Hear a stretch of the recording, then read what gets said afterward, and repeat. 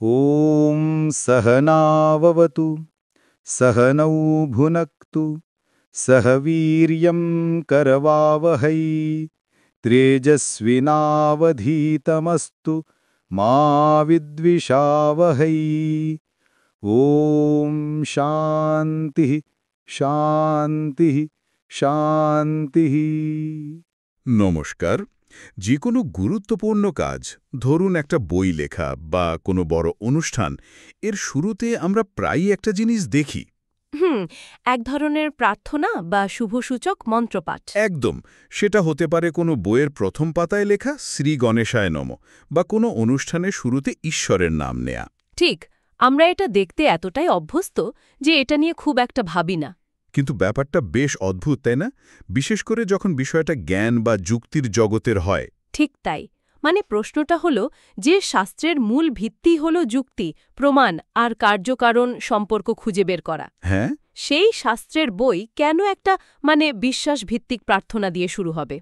এটা কি এক ধরনের স্ববিরোধিতা নয়? ঠিক এই পয়েন্টটা। আর এই প্রশ্নটার গভীরে যাওয়ার জন্য আমাদের হাতে কিছু অসাধারণ সূত্র আছে। আচ্ছা। কিছু প্রাচীন বাংলা এবং সংস্কৃত দার্শনিক গ্রন্থ তো আছেই, সাথে আছে আধুনিক জ্ঞানকোষ আর আমাদের আজকের আলোচনার কেন্দ্রবিন্দু অন্নং ভট্টের তর্কসংগ্রহ। সপ্তদশ শতকের একটা বিখ্যাত যুক্তিবিদ্যার বই। তো আমাদের আজকের কাজ হলো এই সূত্রগুলো একটু ঘেঁটে দেখা, বোঝার চেষ্টা করা যে একটা যুক্তির বই কেন ঈশ্বর বন্দনা দিয়ে শুরু হচ্ছে, আর এই আপাত স্ববিরোধিতার পেছনে কোনো গভীরতর যুক্তি লুকিয়ে আছে কিনা। চলুন তাহলে শুরু করা যাক।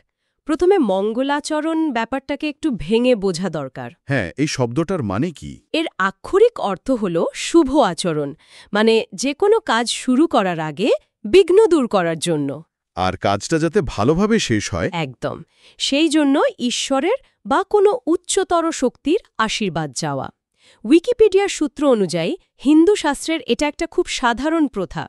লেখক তার ইষ্ট দেবতা, গুরু বা কোনো পৃষ্ঠপোষককে শ্রদ্ধা জানান। তার মানে এর মূল উদ্দেশ্য দুটো, একটা হলো সুরক্ষা চাওয়া, আরেকটা হলো শ্রদ্ধা জানানো। হ্যাঁ, এবং অনেক সময় এর তৃতীয় একটা উদ্দেশ্যও থাকে। ও, সেটা কি? মঙ্গলাচরণের শ্লোকের মধ্যে দিয়ে লেখক অনেক সময় গোটা বইয়ের বিষয়বস্তু বা মূল সুরটাও ইঙ্গিত দিয়ে দেন। আচ্ছা, ইন্টারেস্টিং। তাই এটা একাধারে প্রার্থনা, শ্রদ্ধা নিবেদন এবং বলতে পারেন এক ধরনের বিষয়সূচক। যেমন ধরুন মহাভারতের কথা। হ্যাঁ। এর শুরুর শ্লোকটা হল নারায়ণং নমস্কৃত্য নরং চৈব নরোত্তমম দেবীং সরস্বতীং ব্যাসম তত জয়ামুদি রিয়েত। অর্থাৎ নারায়ণ, নরশ্রেষ্ঠ নর, দেবী সরস্বতী এবং ব্যাসদেবকে নমস্কার করে জয় নামক গ্রন্থ পাঠ করা উচিত। ঠিক। এখানে তো মহাভারতের আরেক নাম যে জয়, সেটারও ইঙ্গিত দেওয়া হচ্ছে। একদম ঠিক ধরেছেন। আর দেখুন, এখানে শুধু ঈশ্বর মানে নারায়ণ নন, মানুষের আদর্শ, জ্ঞানের দেবী সরস্বতী এবং গুরু বা রচয়িতা ব্যাসদেব সবাইকে বন্দনা করা হচ্ছে। তার মানে এটা শুধু একটা ধর্মীয় রীতি নয়। না, এটা একটা সম্পূর্ণ বৌদ্ধিক পরম্পরাকে সম্মান জানানো। এই প্রথাটা আপনি ভাগবত পুরাণ বা বিষ্ণু পুরাণের মতো প্রায় সমস্ত প্রধান শাস্ত্রেই পাবেন। বেশ, এই পর্যন্ত তো বোঝা গেল এটা একটা ঐতিহ্য, একটা গভীর অর্থবহ প্রথা। কিন্তু আমার প্রশ্নটা অন্য জায়গায়। বলুন। বিশ্বাস দিয়ে তো সব চলে না, বিশেষ করে তার্কিকদের জগতে। নিশ্চয়ই কেউ না কেউ এই প্রথাটাকে চ্যালেঞ্জ করেছিল। অবশ্যই। মানে যারা সবকিছু যুক্তি দিয়ে বিচার করে, তারা কি এটা বিনা প্রশ্নে মেনে নিয়েছিল? একেবারেই না। আর এখানেই আলোচনাটা রিয়েলি ইন্টারেস্টিং হয়ে ওঠে। তাই ভারতীয় দর্শনে, বিশেষ করে ন্যায় দর্শনে, এই মঙ্গলাচরণ নিয়ে তুমুল বিতর্ক হয়েছিল। একদিকে ছিলেন প্রাচীন নৈয়ায়িক, মানে পুরনো ধারার তার্কিকরা, যারা এই প্রথাকে সমর্থন করতেন। হ্যাঁ, আর অন্যদিকে ছিলেন নব্য নৈয়ায়িক বা নতুন প্রজন্মের তার্কিকরা, যারা এর যৌক্তিকতা নিয়ে প্রশ্ন তুলেছিলেন। ঠিক। নব্যনৈয়ায়িক নামটা শুনলেই মনে হচ্ছে এরা বেশ বিদ্রোহী টাইপের ছিলেন। তাদের যুক্তিটা ঠিক কী ছিল?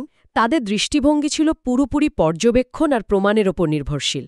তারা কোনো কিছুকে শাস্ত্রে বলা আছে বলে মেনে নিতে রাজি ছিলেন না। মানে হাতে কলমে প্রমাণ চাই। একদম।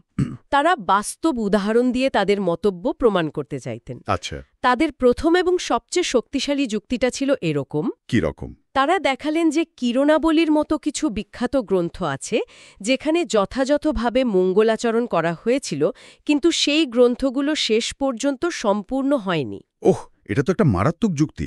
তার মানে কারণ অর্থাৎ মঙ্গলাচরণ উপস্থিত, কিন্তু ফল মানে গ্রন্থ সমাপ্তি অনুপস্থিত। কার্যকারণ সম্পর্কের একেবারে মূল জায়গায় আঘাত করা হলো। একদম। তাদের দ্বিতীয় যুক্তিটা ছিল ঠিকের উল্টো। আচ্ছা তারা কাদম্বরী গ্রন্থের উদাহরণ দিলেন। আচ্ছা, তাদের মতে এই গ্রন্থে কোনো মঙ্গলাচরণ করা হয়নি, কিন্তু বইটি সফলভাবে সমাপ্ত হয়েছে। তার মানে কারণ নেই কিন্তু ফল আছে। হ্যাঁ, এখানে একটা মজার ব্যাপার হলো আমাদের সূত্রগুলোর মধ্যেই এই উদাহরণটা নিয়ে একটু মতভেদ আছে। তাই নাকি?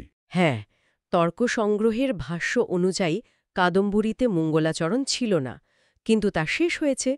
আবার অন্য একটি বাংলা সূত্র বলছে কাদম্বরীতে মঙ্গলাচরণ থাকলেও লেখকের মৃত্যুর কারণে তা অসমাপ্ত ছিল। তার মানে এই বিতর্কটা এতটাই গভীরে ছিল যে কোন উদাহরণটা ঠিক তা নিয়েও পণ্ডিতদের মধ্যে মতবিরোধ ছিল। ঠিক। কিন্তু মূল কথাটা তো একই থাকছে। নব্যনায়িকরা বলতে চাইছেন মঙ্গলাচরণ করা বা না করার সাথে কাজটা শেষ হওয়ার কোনো সরাসরি মানে গ্যারান্টিযুক্ত সম্পর্ক নেই। একদম। তাই এটা আবশ্যিক হতে পারে না। খুব সোজাসাপটা যুক্তিসঙ্গত কথা। ঠিক, তাদের কাছে এটা ছিল একটা অন্যথা সিদ্ধি দোষের উদাহরণ। অর্থাৎ এমন একটা কারণ দেখানো হচ্ছে যা আসলে কার্যের জন্য অপরিহার্য নয়। তাই তারা বললেন মঙ্গলাচরণ একটা ঐচ্ছিক ব্যাপার হতে পারে, কিন্তু বাধ্যতামূলক নয়। একদম। তাহলে এই জোরালো যুক্তির জবাবে পুরনো ধারার তার্কিকরা মানে প্রাচীন নৈয়ায়িকরা কি বললেন? তারা নিশ্চয় সহজে হার মানেননি। না, তাদের উত্তরটা ছিল আরও সূক্ষ্ম এবং গভীর। তারা প্রথমেই বললেন আপনারা কার্য-কারণ সম্পর্কটা ভুলভাবে দেখছেন। মানে তাদের মতে মঙ্গলাচরণের কাজ গ্রন্থটাকে শেষ করা নয়, এর একমাত্র কাজ হল বিঘ্ন নাশ করা বা বাধা দূর করা। ও আচ্ছা, গ্রন্থ শেষ হওয়াটা হলো ফল, আর তার পথে অনেক বাধা আসতে পারে। মঙ্গলাচরণ সেই বাধাগুলোকে সরিয়ে দেয়। এক মিনিট, তাহলে কিরণাবলীর মতো অসমাপ্ত গ্রন্থের কি ব্যাখ্যা দিলেন তারা? সেখানে তো মঙ্গলাচরণ করা হয়েছিল, কিন্তু কাজ শেষ হয়নি, তাহলে কি বাধা দূর হয়নি? এখানেই প্রাচীন নৈয়ায়িকরা তাদের সবচেয়ে চতুর যুক্তিটা দিলেন। কি সেটা? তারা বললেন কিছু কিছু ক্ষেত্রে বাধা বা প্রতিবন্ধকতা এতটাই শক্তিশালী হয়, মানে বলবৎ প্রতিবন্ধক, আচ্ছা, যে সাধারণ মঙ্গলাচরণও তা পুরোপুরি কাটাতে পারে না। হয়তো মঙ্গলাচরণ না করলে বইটা আরও আগেই বন্ধ হয়ে যেত। মানে মঙ্গলাচরণ করার ফলে যতটুকু লেখা সম্ভব হয়েছে ততটুকুই লাভ। ঠিক তাই। দাঁড়ান, এটা তো খুব সুবিধাজনক একটা যুক্তি বলে মনে হচ্ছে। হুম। যদি কাজটা সফল হয় তাহলে বলবেন মঙ্গলাচরণের জন্য হয়েছে, আর যদি ব্যর্থ হয় তাহলে বলবেন বাধাটা খুব শক্তিশালী ছিল। এই যুক্তি দিয়ে তো যে কোনো ব্যর্থতাকেই ব্যাখ্যা করা যায়। আপনার প্রশ্নটা একেবারে নব্যনায়িকদের মতোই। তারা ঠিক এই কথারই বলতো। তাই নাকি? কিন্তু প্রাচীন ন্যায়িকদের ওয়ার্ল্ড ভিউটা ছিল অন্যরকম। তাদের কাছে জগতের স্বাভাবিক অবস্থাই হল বাধাপূর্ণ। যে কোনো ভালো কাজ করতে গেলেই বাধা আসবে। আচ্ছা, মঙ্গলাচরণ হল সেই বাধা দূর করার একটা আধ্যাত্মিক উপায়। তাই তাদের কাছে এটা কোনো অজুহাত ছিল না, বরং এটাই ছিল জগতের নিয়ম। বেশ। আর মঙ্গলাচরণ ছাড়া যে কাজগুলো শেষ হয়েছে, যেমন কাদম্বরীর ক্ষেত্রে, সেটার কি ব্যাখ্যা দিলেন তারা? তাদের ব্যাখ্যাটা আরও আকর্ষণীয়। তারা বললেন ওইসব ক্ষেত্রে লেখক হয়তো প্রকাশ্যে মঙ্গলাচরণ করেননি, কিন্তু মনে মনে করেছেন। ও, অথবা তিনি হয়তো তার পূর্বজন্মে এত পুণ্য বা মঙ্গলকর্ম করেছেন যে তার ফল এই জন্মে এসে কাজটা সম্পূর্ণ করতে সাহায্য করেছে। পূর্বজন্মের পুণ্য?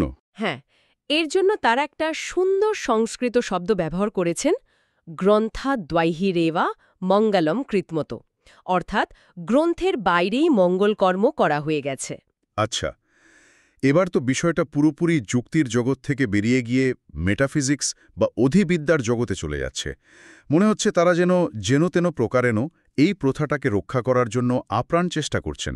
আপনি একদম সঠিক জায়গায় ধরেছেন, আর এখান থেকেই বিতর্কটা আরও গভীর হয়। কি রকম?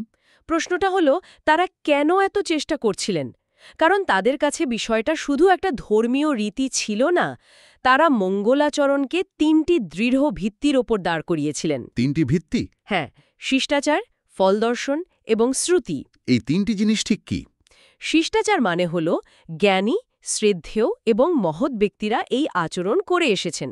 এটা একটা পরম্পরা। আচ্ছা, একটা ট্র্যাডিশনের মতো। একদম। তাদের অনুসরণ করাটাই হলো শিষ্টাচার। এটা অনেকটা আজকের একাডেমিক সাইটেশনের মতো। আমরা পূর্ববর্তী গবেষকদের সম্মান জানাই, কারণ এটাই ভালো একাডেমিক চর্চা। বোঝা গেল। আর বাকি দুটো? দ্বিতীয়টা হল ফল দর্শন, অর্থাৎ ফলের দৃশ্যমানতা।